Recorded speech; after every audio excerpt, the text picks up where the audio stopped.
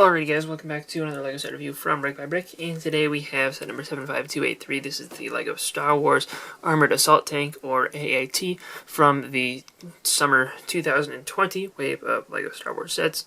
And, this set retailed for $40 in the US with 286 pieces, which seems like kind of a steep price, but, I guess we will wait and judge that in a little bit.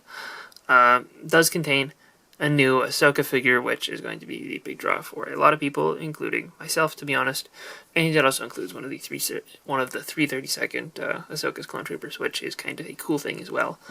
The box has Ahsoka on the top, and on the back has another look at the AAT. And we also have one instruction booklet, which is kind of a larger one. In terms of overall size, it's still pretty short, but in the back, we do have an ad for the other Star Wars sets from this wave, and unlike the 501st Battle Pack, there's no figure ad or ad for the last wave sets. And here's the AAT build itself, and it's okay. Yeah, it looks basically like the last AAT that they did, but it's worse. I don't know. It's one of the smaller designs, which, fair. The last one that they released that was this size was $25. This one is $40. That's a $15 increase. Yeah, the last one was 5 years ago. And the last one, included one less figure, but still. The one figure, it included 2 battle droids like this one, and it also included Jar Jar, because it was based on, episode 1. But, yeah, like the overall center design of this is pretty much the same as the last one. It's really just the turret, which is different, and the turret has, obviously, the color scheme too.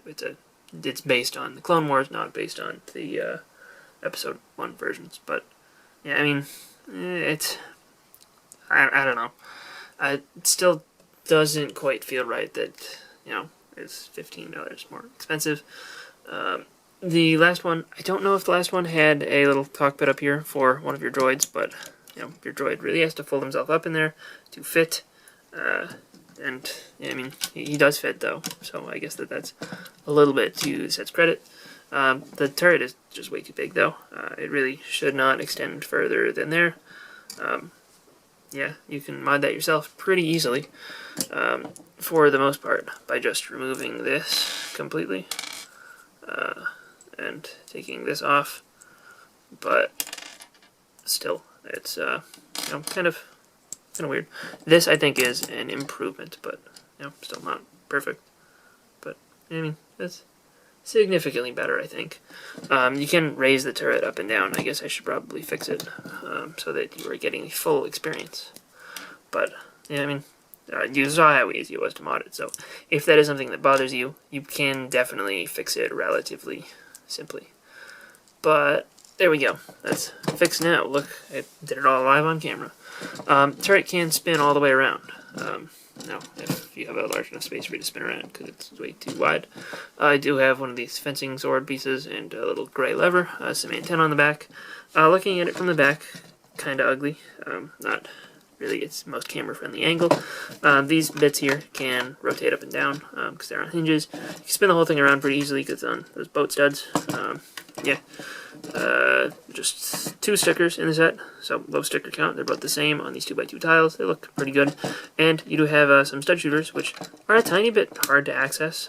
You kind of have to pull down on this little Technic pin there. Or not Technic pin, but Technic beam. And, I guess probably easier to access them from up top like this. But, these cannons kind of get in the way. These cannons, though, I think on the sides, those look pretty good, in my opinion, at least. I think that they're built up pretty well. And they are pretty securely attached on there, because you stick this clip all the way inside the cone. Yeah, it works pretty well, I think, personally. You obviously have 2 spring-loaded shooters there. They do include the extra missile. And you do have a second space for a droid inside here through his the top guy's blaster up there, because you can't fit the top guy's blaster with him. But this cockpit works okay, I guess. You got 2 of those printed control panels, which I hope I put on the right side, because I don't think I noticed that they were different until just now. Very important correction, I did not build them right, because I assumed that they were the same, but they are not. So, the big red screen belongs on the left side, and the other one does not. But yeah, you can fit that one figure with his weapon in his hand still very easily without folding him up really much at all inside there. So, you know, it looks okay. The shaping on that area is not all right, great, but it's okay, I guess. And I mean, that's about all I have to say about the build of this. It's, you know, certainly passable as an AAT. You can tell that that's what it's supposed to be, but it's not a very accurate or very good build of one. This set didn't give LEGO an opportunity to properly use their AAT driver battle droids, where they have the olive green bodies and the printing on their heads, and you know, they're pretty decent figures, not a draw to the set or anything. They did appear in 2 Kashyyyk sets from, I believe, both of them. It was either late 2018 or early 2019. I think early 2019. But yeah, I mean, they're fine figures, not a huge draw to the set, but it's nice that they're accurate. The 332nd Trooper here, though, is actually a really cool figure.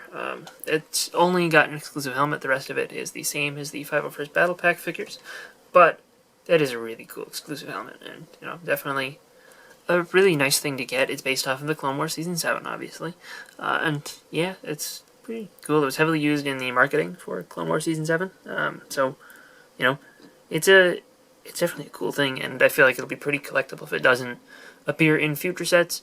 I kind of would expect it to appear in at least one future set, but I don't know, maybe not. You know, it's kind of a shame for people who want to build an army of these that they have to buy a bunch of AATs, but, you know, for what it is, I think that it's pretty good. It does use the same non-angry clone face underneath as well, which is kind of cool. And here's Ahsoka, and this is going to be the big draw of the set for just about everyone. I believe it's pretty much based only on the Season 7 Clone Wars variant. The head tails piece, I believe, was originally used for Shaak Ti and then reused for Rebels Ahsoka, and they kind of just reprinted it here with less stripes on it to make it look like they're shorter. They really aren't, but I don't think that it's that bad. I think that it still works for her. She does have the little crown headdress thingy up there, which is printed on and looks pretty good. You know, it's overall a good design for that piece. I should turn it around to show you all of this. Yeah, looks pretty good in my opinion, at least.